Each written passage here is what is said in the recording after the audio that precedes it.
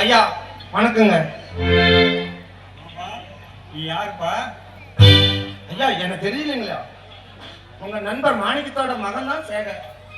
ஓ, மாணிக்க பெத்த பிள்ளையா? நீ பார்த்து ரொம்ப நாளாச்சுல்ல, அதான் அடையாளமே தெரியல. ஆமா, நீ வந்தது நல்லதா போச்சு. என் மில்லுல ஃபைனான்ஸ் பார்க்கறதுக்கு, வரவு செலவு பார்க்கறதுக்குலாம் ஒரு ஆள் வேணும்னு பார்க்க சொல்லியிருந்தேன். பரவாயில்ல, என் மக வெளிநாட்டில் படிச்சுட்டு இருக்கான். அவன் அங்கேயே தைய படிச்சுட்டு இருக்கான். அதனால இந்த வரவு செலவெல்லாம் பார்க்கறதுக்கு ஒரு ஆள் வேணும். நீ இனிமே இங்கே இருந்து நீ பார்த்துக்கலாம்.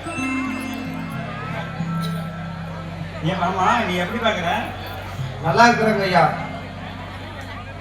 வேலைக்காக வெளியில போன பார்த்தா எங்க அப்பாவுக்கு உடம்புல சரியில்லாத போயிருச்சு.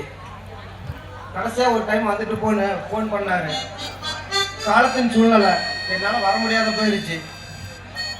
எங்க அப்பாவோட இறுதி சடங்கு கூட கலந்துக்க முடியாத பாவி ஆயிட்டேன்.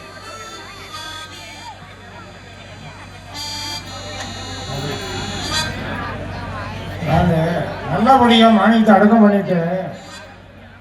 ரொம்ப நன்றிங்க. சரி சரி இருக்கட்டும். இப்போ நீ எங்கப்பா தங்கியிருக்க? பாபு சார் தான் எனக்கு அடைக்கலம் கொடுத்து வச்சிருக்காரு. இங்கேயே அரவணை மாதிரி வீடு இருக்குது. இனிமேல் நீ இங்கேயே தங்கிக்கலாம். நீ அவனும் ஒரு கபடி அவன் சேர்ந்து இருக்கிறது உனக்கு அவன் சரியா இருக்காது.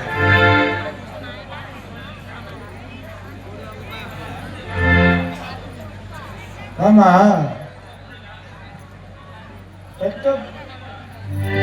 நிலவரம் தெரியும். அவன் நல்லவனா? நீ அவன் வேலைக்கு போய் பாரு.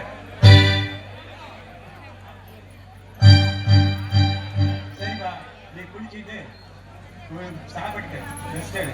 நான் சொல்ல மறந்துட்டேன், நாளைக்கே உன்னுடைய பெட்டி படிக்கலாம் எடுத்துக்கிட்டு நீ இங்கே வந்து தங்கிக்கலாம். சரிங்க ஐயா.